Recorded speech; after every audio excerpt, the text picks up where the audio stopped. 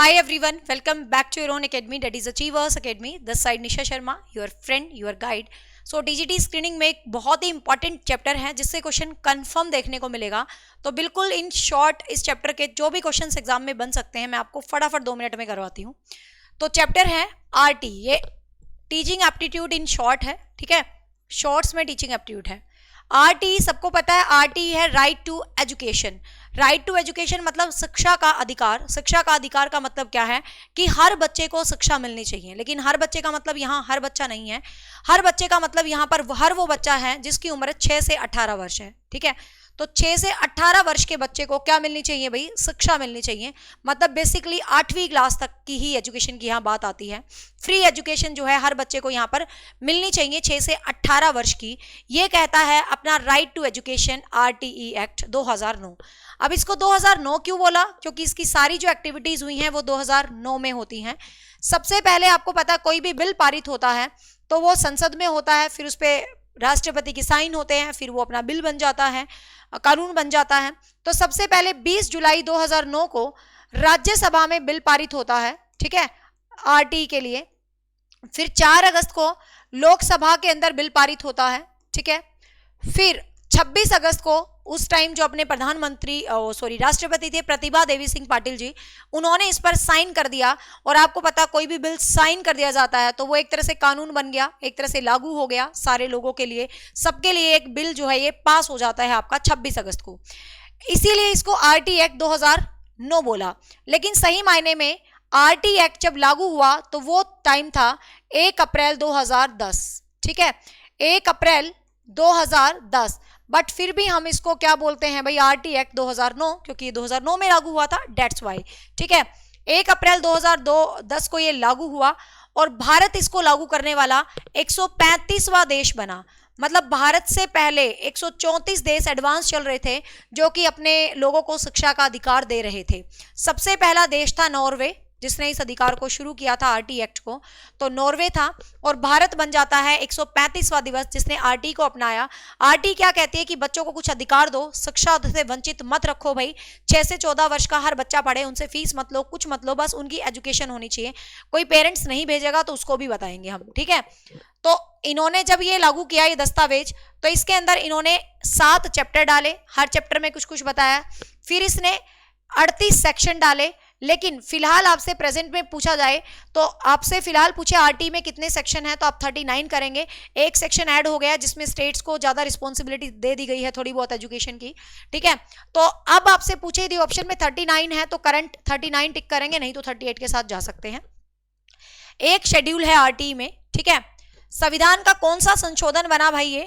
ये संविधान का 86वां संविधान संशोधन बना. ठीक है, ध्यान रखेंगे 86वां संविधान संशोधन बना जिसके तहत RT एक्ट लागू हुआ. फ्री एंड कंपलसरी, 2 शब्दों पे काम करना. फ्री एंड कंपलसरी एजुकेशन थी, निःशुल्क और अनिवार्य शिक्षा. यही एजुकेशन डिसेबल्ड के लिए पूछी जाए तो एज याद रखनी है, 6 से 14 नहीं 6 से 18 हो जाएगी. यही चीज यदि डिसेबल्ड के लिए पूछी जाती है. बस RT कुछ मूलभूत सुविधाएं देती है. RT कहता है कि ऐसा होना चाहिए, शिक्षा में ये होना चाहिए, शिक्षा में वो होना चाहिए, ट्यूशंस नहीं पढ़ाना चाहिए, बच्चों की ये फैसिलिटीज होनी चाहिए. तो कुछ 5-6 फैक्चुअल क्वेश्चंस हैं जो एग्जाम में पूछे जाते हैं. पहला क्वेश्चन पूछा था कितने स्टूडेंट्स पे कितना टीचर होना चाहिए, तो 30:1 एंड 35:1 होना चाहिए. 30:1 की यदि हम बात करें तो आपका 1:5 के लिए, 35:1 की बात करें तो 6-8 के लिए ये टीचर होने चाहिए. ठीक है, यदि मान लो यहाँ पर 31 बच्चे हो गए तो टीचर हो जाएंगे 2. ठीक है, तो 31 से 60 का स्लॉट टीचर बन जाएंगे क्या? 2. क्योंकि एक बार एक क्वेश्चन आया था कि 62 बच्चों पे कितने टीचर होने चाहिए. तो कुछ बच्चों को लगता है कि मैम 60 तक तो 2 ही टीचर हैं, तो यहाँ तो 2 ही बच्चे बढ़े, क्या 2 बच्चों पे हम टीचर लगाएंगे? लेकिन नहीं, आपको इस स्लॉट के ऊपर काम करना है. ठीक है ना, आपको स्लॉट पे काम करना है. 31 से 60, 61 से 90. तो मान लो 61 बच्चे भी हो गए ना, तो यहाँ पर आपके टीचर कितने हो जाएंगे भाई? 61 बच्चे भी हो गए तो यहाँ पर आपके टीचर हो जाएंगे 3. ठीक है, तो यहाँ पर आपके टीचर हो जाएंगे 3. तो ये चीज क्या है आपको ध्यान रखना है. जैसे ही बच्चे 150 हो जाते हैं, जैसे ही बच्चे आपके 150 हो जाएंगे तो टीचर के साथ आपको यहाँ पर एक हेड मास्टर भी होना चाहिए. तो ध्यान रखेंगे 150 बच्चों में टीचर के साथ आपका एक हेड मास्टर भी होना चाहिए. 150 से ऊपर बच्चे हो गए तो लगभग 5 टीचर हो जाएंगे और आपका एक हेड मास्टर भी होना चाहिए, ये चीज ध्यान रखना है।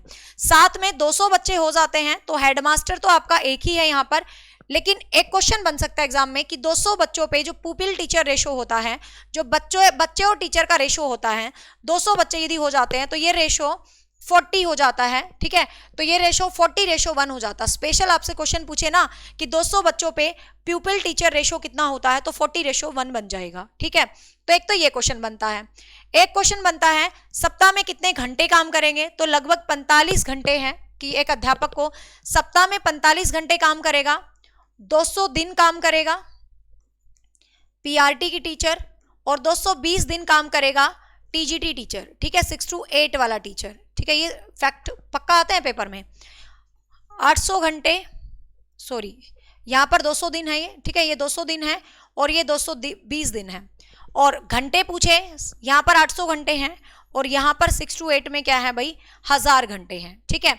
तो इन घंटों पर ये क्या करेगा भाई, काम करेगा। आपको ध्यान रखना है एक अध्यापक। स्कूल कितने किलोमीटर के दायरे में हो, तो 1 to 5 का स्कूल 1 किलोमीटर के दायरे में हो, 6 to 8 का स्कूल 3 किलोमीटर के दायरे में होना चाहिए। तो ये चीज भी आपको क्या है अपने दिमाग में सेट रखनी है।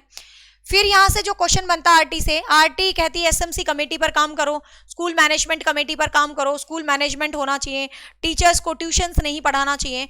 तो एक्ट 28 में कहता है, ये ध्यान रखना कि टीचर्स प्राइवेट ट्यूशंस नहीं करेंगे, स्कूल मैनेजमेंट कमेटी होनी चाहिए, सारी चीज है। और ये जो टीचर स्टूडेंट रेशो है डिसेबल्ड पे ध्यान रखना, 10 पे 1 और 15 पे 1 होता है, ठीक है ना। 1 to 5 में 10 पे 1 होगा और 6 to 8 में 15 पे 1। यदि यही स्टूडेंट डिसेबल्ड है तो आपको ध्यान रखना है रेशो ये हो जाएगा डिसेबल्ड पे। तो प्लीज इसको भी आप ध्यान रखेंगे, डिसेबल्ड पे रेशो ये हो जाएगा। फिर आता है एक बहुत ज्यादा इंपॉर्टेंट क्वेश्चन कि संविधान के, सबको पता है संविधान के 21A में आर्टिकल में बात की गई है आरटी के बारे में, ठीक है। लेकिन वेरी वेरी इंपॉर्टेंट एक यूएनसीआरसी है जो कि आपका national convention of child rights के लिए है, जो आपकी 5th यूनिट में स्पेशल चैप्टर है चाइल्ड राइट्स का। तो चाइल्ड राइट्स में जो मतलब यूनियन जो कन्वेंशन है चाइल्ड एक्ट वाला, तो ध्यान रखना उसने किस आर्टिकल में आरटी की बात की है।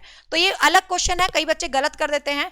तो यूएनसीआरसी के द्वारा, जो यूएनसीआरसी है चाइल्ड राइट्स ऑफ कन्वेंशन, जो बच्चों के अधिकारों से रिलेटेड जो संस्था है, जो बच्चों के अधिकारों की बात करती है, उस संस्था में जो 28वां अनुच्छेद है, उसमें जो 54 अनुच्छेद हैं टोटल, जिसमें इंडिया भी मतलब शामिल है, आपको पता उसका भाग है। तो उसमें ध्यान रखना आरटीई अकॉर्डिंग टू यूएनसीआरसी किस एक्ट में आरटी की बात है, 28 एक्ट में, और भारतीय संविधान के किस एक्ट में आरटी की बात है, 21 एक्ट में जो है आरटी की क्या की गई है भाई, बात की गई है। तो आपको ये सिंपल से कुछ पॉइंट थे, मैंने इन शॉर्ट बस बिल्कुल इसको कंप्लीट किया है। तो होप सो आपको ये आरटी का डॉक्यूमेंट समझ आया होगा। आरटी से जो भी क्वेश्चन बनेंगे यही बन जाएंगे, इससे एक्स्ट्रा आरटी से क्वेश्चन नहीं बन से हैं। So thank you so much, have a nice day, stay connected, bye bye, take care.